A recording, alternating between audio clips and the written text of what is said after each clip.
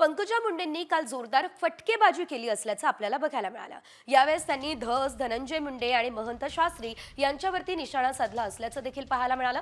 नेमक्या पंकजा काय बोलल्या पाहूयात।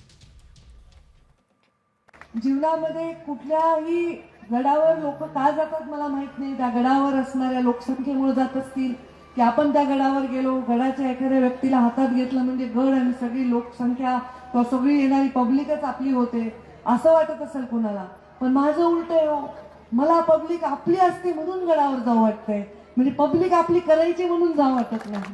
कोयत्याला धार हा एक वाक्प्रचार आहे, हा एक शब्द आहे, ही एक भावना आहे। लगेच पंकजा ताई म्हणल्या कोयते घासून ठेवा।